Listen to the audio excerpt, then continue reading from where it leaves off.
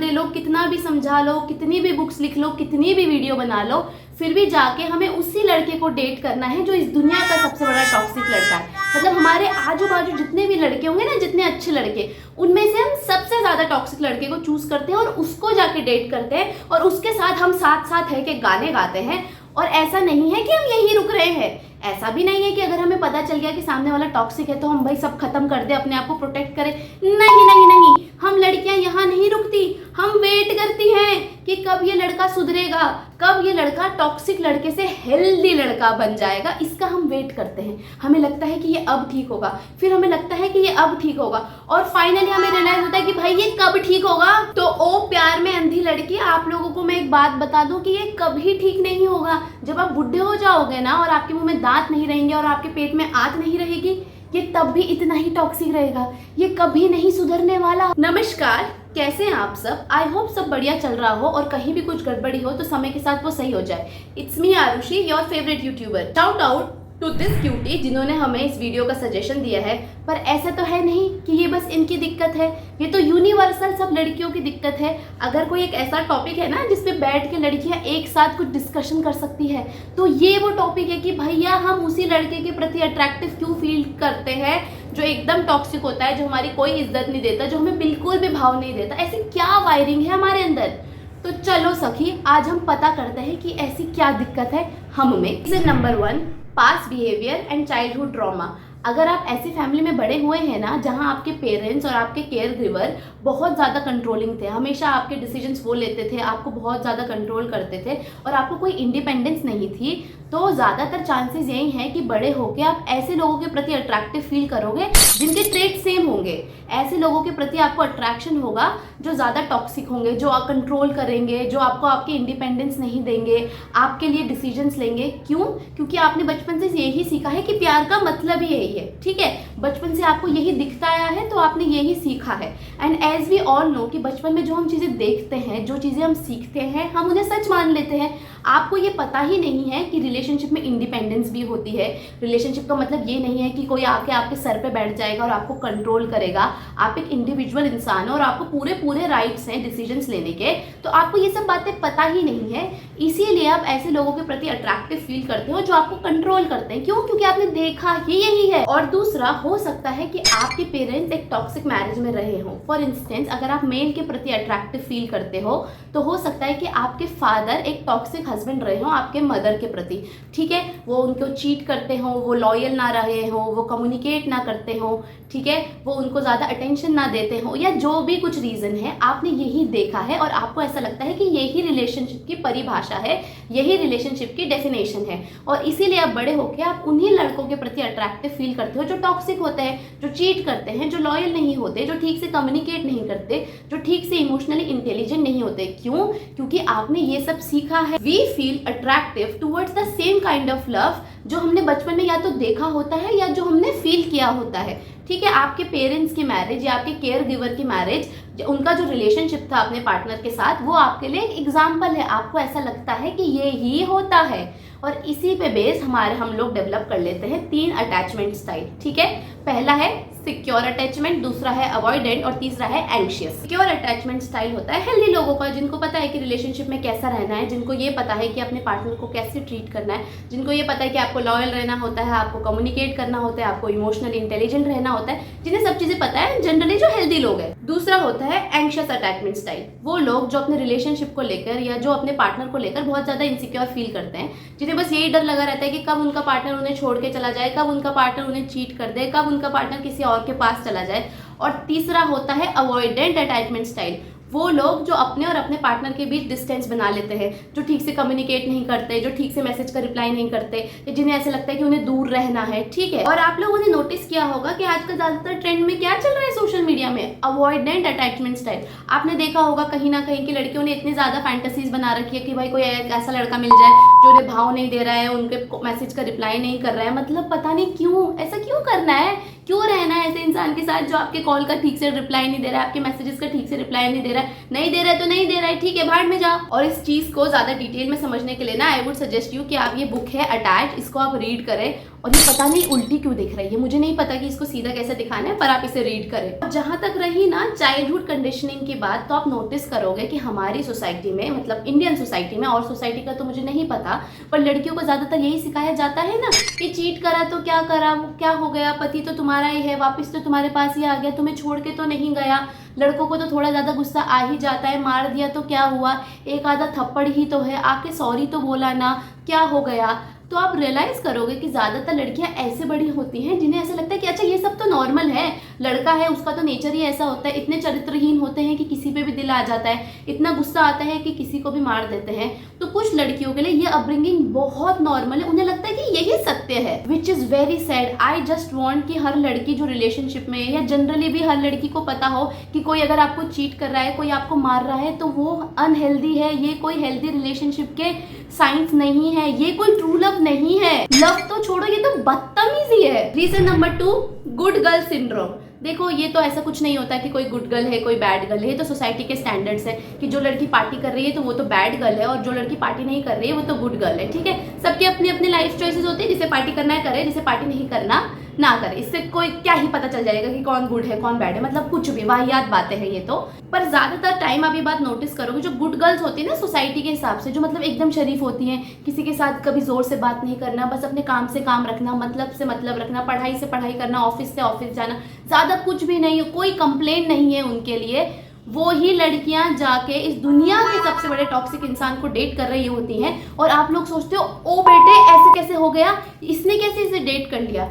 इसका रीजन ये है गुड गर्ल सिंड्रोम, मतलब वो थक चुकी है गुड गर्ल बनते बनते। ठीक है, वो थक चुके हैं सोसाइटी के एक्सपेक्टेशंस को फुलफिल करते हुए, या अपनी फैमिली के एक्सपेक्टेशंस को फुलफिल करते हुए। मतलब कोई नहीं चाहता कि उनकी लाइफ ऐसे हो कि घर पढ़ाई या ऑफिस घर या जो भी है, कोई नहीं चाहता। सब चाहते हैं कि वो अपने लाइफ में मजे करें अपने हिसाब से, वो अपने लाइफ को जिए। ठीक है, कुछ उनके लाइफ में फन हो। पर जो गुड गर्ल सिंड्रोम वाली लड़कियां होती है ना, वो बेचारी बचपन से यही झेलते आई हैं कि अच्छी लड़कियां तो ये नहीं करती, अच्छे घर की लड़कियां तो वो नहीं करती, अच्छे घर की लड़कियां तो रात में बाहर नहीं जाती, अच्छे घर की लड़कियां तो ये नहीं पहनती, अच्छे घर की लड़कियां तो टॉपर होती है, ये होती है वो होती है। तो धीरे धीरे एक टाइम ऐसा आ जाता है कि वो थक जाती है। और जो बैड बॉय पर्सनालिटी वाले लड़के होते हैं उसमें उन्हें इंडिपेंडेंस दिखती है, उस लड़के में उन्हें वो ट्रेट्स दिखते हैं जो उनके अंदर नहीं है, पर वो चाहती कि वो डेवलप करे।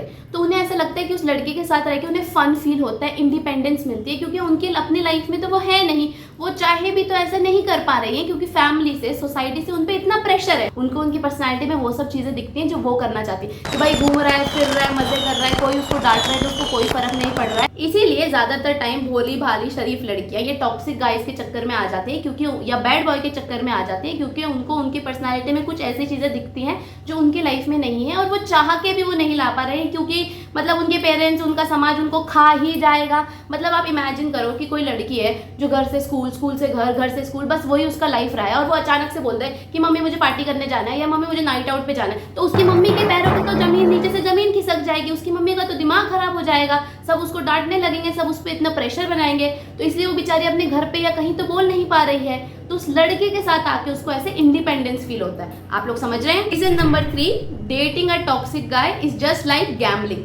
मतलब जब आपने गैम्बलिंग करते हुए लोगों को देखा होगा, या आपने मूवीज वगैरह में कहीं तो देखा होगा, आपको आइडिया होगा, तो लोग ना बहुत एक्साइटेड फील करते हैं, क्योंकि उन्हें पता नहीं होता आगे क्या होने वाला है। उनके बॉडी में बहुत ज्यादा एड्रेनल रश रहता है और वो बहुत एक्साइटेड फील करते हैं। सेम थिंग हैपन्स जब आप किसी टॉक्सिक इंसान को डेट कर रहे होते हैं, कि आप बहुत एक्साइटेड रहते हो, आपको पता ही नहीं होता कि क्या होने वाला है आगे, कब चिढ़ जाएगा, कब नाराज हो जाएगा, कब गुस्सा हो जाएगा, कब ब्रेकअप कर देगा, कब गायब हो जाएगा। तो इसीलिए ना आपकी बॉडी एक्साइटेड रहती है, आपकी बॉडी में बहुत ज्यादा एड्रेनल रश रहता है। मतलब ऑब्वियसली आप इस एक्साइटमेंट को पसंद थोड़ी कर रहे हो, आप इस बिहेवियर को पसंद थोड़ी कर रहे हो, पर सबकॉन्शियसली आपकी बॉडी जो है ना इस बिहेवियर के प्रति एडिक्टेड हो जाती है। आपको हमेशा ऐसा लगता है कि आगे क्या होगा, आगे क्या होगा, आगे क्या होगा। आपकी बॉडी में एड्रेनल रश बहुत ज़्यादा हाई रहता है और आप इससे एडिक्टेड हो जाते हो। भले ही आप इस चीज़ को पसंद करो या ना पसंद करो, भले आपको इस चीज़ का रियलाइजेशन हो या ना हो, पर आपकी बॉडी एडिक्टेड हो गई है। आर ब्रेन्स लव इंटेंसिटी, तो ये सब चीज़ों से आप एडिक्टेड हो जाते हो। इसीलिए आप नोटिस करोगे कि कुछ लड़कियां जिन्हें पता होता है कि वो टॉक्सिक रिलेशनशिप में है, वो चाह के भी उस रिलेशनशिप को छोड़ नहीं पाती, क्योंकि अनकॉन्शियसली वो उस चीज़ को लेके एडिक्टेड हो चुकी है। ना उन लड़कियों को समझ में आता है कि जो लड़का उनको इतनी बुरी तरीके से ट्रीट कर रहा है वो उसे क्यों नहीं छोड़ पा रहे, ना उसके आजू बाजू किसी को समझ में आता है कि जब ये लड़का इसके साथ इतनी बदतमीजी कर रहा है तो उसे छोड़ क्यों नहीं पा रही है, क्योंकि अनकॉन्शियसली उसकी बॉडी एडिक्टेड हो चुकी है, उसका ब्रेन एडिक्टेड हो चुका है, क्योंकि उसको ऐसा लगता है कि अब क्या होगा, अब क्या होगा, अब क्या होगा। वो एक्साइटमेंट में आपकी बॉडी एडिक्टेड हो चुकी है। और ज्यादातर टाइम आपने ये बात भी सुना होगा ना कि बहुत सारी लड़कियों को जब वो एक अच्छे लड़के को जाके डेट करती है या किसी नाइस गाय को जाके डेट करती है, तो उन्हें वो रिलेशनशिप बहुत ज्यादा बोरिंग लगता है। ऐसा क्यों? क्योंकि जब आप एक टॉक्सिक रिलेशनशिप से निकल के आते हो ना, तो आप इस एक्साइटमेंट के प्रति एडिक्टेड हो जाते हो। आपको तो आदत पड़ी है कि आपके जीवन में कियोस रहे, आपके जीवन में ड्रामा चले, you are addicted to watch these things. आपको तो बहुत मजा आता है कि जब तक लाइफ में थोड़ा ड्रामा ना हो, थोड़ा मिर्च मसाला ना हो, आपको मजा ही नहीं आता।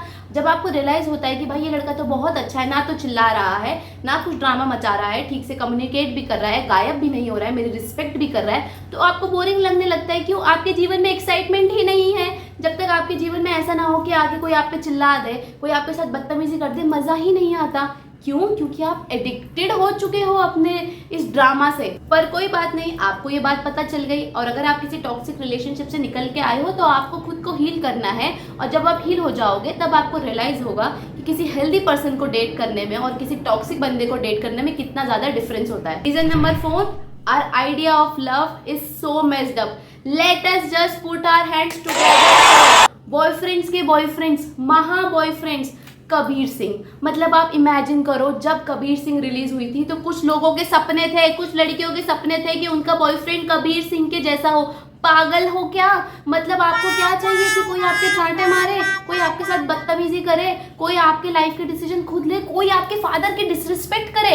Wow, so romantic. जब तक आपका पार्टनर जेलसी में एक आधा खून ना कर दे तब तक मजा ही क्या है ना? प्यार में जब तक जेलसी ना हो, फन ही क्या है? ये सब प्यार के नहीं, टॉक्सिसिटी के साइन है। चलो ठीक है, जेलस होना मैं नॉर्मल मान सकती हूँ, पर जेलस रहना तो एबनॉर्मल है। चलो ठीक है, आपको कोई चीज देख के जेलसी फील हो सकती है, पर उस जेलसी को पकड़ के थोड़ी बैठ जाओगे सारी दुनिया भर और खून करते फिरोगे क्या लोगों का? मूवीज, सोशल मीडिया, OTT या कंटेंट इन जनरल ने हमारे आइडिया ऑफ लव की बैंड बजा दी है। चीखना चिल्लाना, मारना पीटना, पब्लिकली लड़ाई करना, ठीक है, पब्लिकली अपने इंटीमेट मूवमेंट को डिस्कस करना और आपको फिर एम्बैरेस फील कराना, ये सभी तो प्यार की निशानी है according to social media, according to movies. यही सब तो प्यार है। और वो क्या है फेमस डायलॉग, जहाँ ज्यादा प्यार होता है वहीं लड़ाई होती है। अबे पागल हो क्या? मतलब आप खुद बताओ, कौन ही बंदा चाहता है कि मेरे जीवन में डेली डेली कलेश हो, डेली डेली ड्रामा हो? सब अपनी लाइफ को पीसफुल चाहते हैं, सब चाहते हैं कि भाई हमारी लाइफ में सब स्मूथली चले, कोई कलेश ना हो, कोई लड़ाई ना हो, कोई मार कुटाई ना हो। यहाँ लोग आए कि जहाँ ज्यादा प्यार होता है वहीं ज्यादा लड़ाई होती है। और वो प्यार तो आग का दरिया है, तैर के जाना है। अरे भाई मेरे को कहीं तैर के नहीं जाना, मैं यही खुश हूँ, मुझे तैरना आता भी नहीं है। प्यार तो एक पूजा है, प्यार में तो आपको त्याग करना पड़ता है। हाँ भाई, मैं मानती हूँ कि आपको कॉम्प्रोमाइज करना पड़ता है, बहुत सारी चीजें एडजस्ट करनी पड़ती है, पर ये सब चीजें ना म्यूचुअली एडजस्ट होती है, दोनों लोग एडजस्ट करते हैं। ऐसा क्यों कि लड़कियां ही एडजस्ट किए जा रही हैं या लड़का ही एडजस्ट किए जा रहा है और सामने वाला बंदा गुलछर्रे उड़ा रहा है? ऐसा क्यों? भैया प्यार का मतलब ये थोड़ी है कि कोई आपको कंप्लीटली कंट्रोल करेगा, कोई आपको एकदम ही चेंज कर देगा। आपके डिसीजंस भी वही लेगा, आपके दोस्त कौन होंगे वो भी वही चूज करेगा, आप क्या पहनोगे वो भी वही चूज करेगा, आप कहाँ जाओगे वो भी वही चूज करेगा। मतलब आप सोचो, आज तक आपके पिताजी ने तो आपको कपड़ों के लिए नहीं टोका, पर ये भाई साहब ये टोकेंगे, इन्हें हक है क्योंकि ये आपसे प्यार करते हैं। पागल हो? Reason number 5, we think we can fix him. हर लड़की को यही लगता है कि वो सुधार सकती है उस लड़के को। हर लड़की की यही मेंटालिटी होती है कि मैं इसे चेंज करूंगी, मैं स्पेशल हूं, ये मेरे लिए चेंज होगा। ऐसा कुछ नहीं होता है ना। उसकी मदर उसे चेंज नहीं कर पाई, आप तो क्या ही कर लोगे।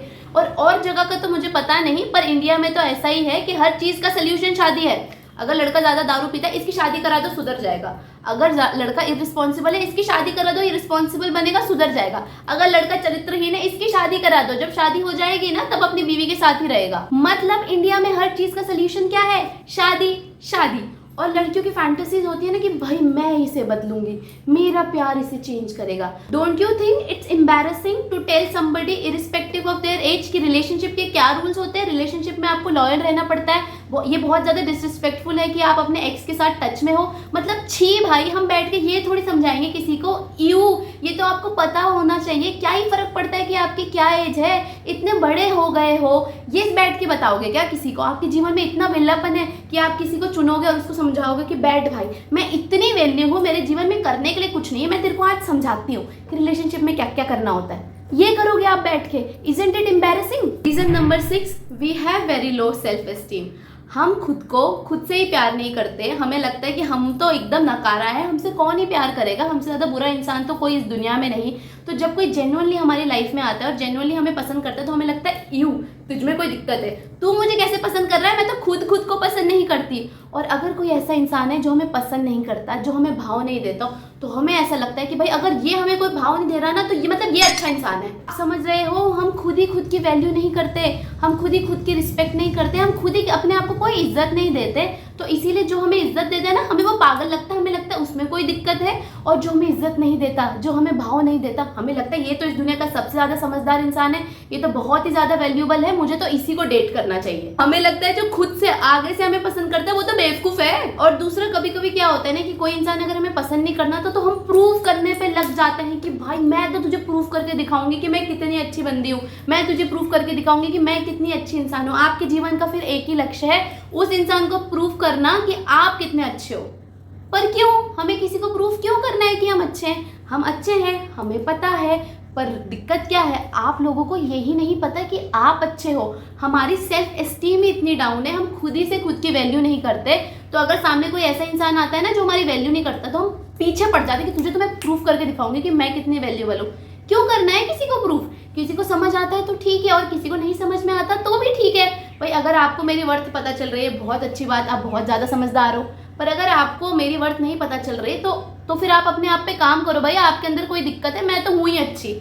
आप समझ रहे हो? और लास्टली, कोई भी टॉक्सिक रिलेशनशिप में आ सकता है। वो लोग भी जो ऐसे बोलते हैं ना कि मैं तो कभी भी किसी को ऐसे खुद को ट्रीट ना करने दूँ, वो लोग भी टॉक्सिक रिलेशनशिप में आ जाते हैं, क्योंकि हमें कभी सिखाया ही नहीं गया कि ये एक अनहेल्दी पर्सन के ट्रेट्स हैं और ये एक हेल्दी पर्सन के ट्रेट्स हैं।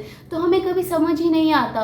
और अभी जो हमने पीछे जितने भी रीज़न दिए हैं, उन सब रीजन्स की वजह से हम आइडेंटिफाई भी नहीं कर पाते कि ये टॉक्सिक इंसान है और ये एक टॉक्सिक इंसान नहीं है। हमें कभी सिखाया ही नहीं गया कि बेटा एक हेल्दी पर्सन ऐसा होता है और बेटा एक अनहेल्दी पर्सन ऐसा होता है। आपको एक हेल्दी पर्सन के साथ रहना है और अनहेल्दी पर्सन को अवॉइड करना है। और गलती से अगर आप किसी अनहेल्दी पर्सन के साथ कांटेक्ट में आ भी गए तो जल्द से जल्द उन्हें छोड़ो, ना कि उनके ठीक होने का वेट करो। तो वीरे, आपकी गलती नहीं है। अगर आप किसी टॉक्सिक रिलेशनशिप में आ भी गए हो तो खुद को ब्लेम करना बंद करो। हो जाता है भाई, कोई भी आ सकता है, कोई भी फंस जाता है। बट अब अगर आप आ गए हो तो आपको हील करना, खुद को हील करना आपकी रिस्पॉन्सिबिलिटी है। इस रिलेशनशिप से बाहर आना वो भी आपकी रिस्पॉन्सिबिलिटी है। और work on your self esteem. भाई ऐसा हो ही नहीं सकता कि आपके अंदर कोई क्वालिटी ना हो। भाई हर किसी के अंदर कोई ना कोई क्वालिटी, कोई ना कोई टैलेंट होता ही है। इट्स इम्पॉसिबल कि भगवान जी किसी को भेज दें और ऐसे बोले कि भाई तेरे अंदर तो मैं कोई क्वालिटी ही नहीं डालूंगा। ऐसा नहीं हो सकता। हर किसी के अंदर कोई ना कोई क्वालिटी होती है, हर किसी की कोई ना कोई स्ट्रेंथ होती है। तो खुद की स्ट्रेंथ, खुद की क्वालिटीज़ को पहचानो और खुद को अप्रिशिएट करना शुरू करो और अपनी सेल्फ वर्थ को इंक्रीज करो। जब आपकी सेल्फ वर्थ इंक्रीज हो जाएगी ना, तो ये टॉक्सिक लड़के, आलू पालू, चिंटू मिंटू, आप खुद ही खुद से उनसे दूर रहोगे। ठीक है जी? तो खुद को ज़्यादा ब्लेम नहीं करना है और खुद को हील करना है। इसी के साथ हम इस वीडियो के समापन समारोह की तरफ पहुंच चुके हैं। Thank you so much for watching. I hope this video really helped you. अपना और अपने लव्ड वंस का ध्यान रखिए और वीडियो को लाइक, शेयर और सब्सक्राइब कीजिए। टाटा।